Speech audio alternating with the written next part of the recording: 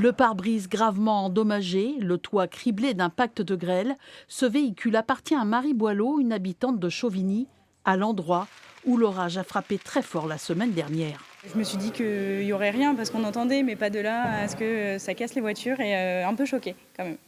Aujourd'hui, son véhicule est expertisé par le débosseleur et l'expert des assurances.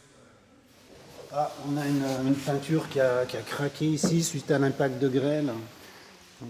Donc le capot. Ouais, je pense qu'on part sur un remplacement au niveau du capot. Un capot en remplacement. Les experts travaillent à la chaîne, 30 voitures par jour, rien n'est laissé au hasard. Il y a un éclat de peinture. On regarde la profondeur de l'impact. Donc ça va sûrement prendre plus de temps pour la réparation, pour les débosseleurs. Et suite à ça, on fait un chiffrage total de la pièce, voir si c'est réparable ou pas, ou si la pièce est à changer. Du coup, le pare-brise est réparé dès demain et les bosses après dans le mois de juillet. Donc c'est quand même assez rapide et bien pris en charge.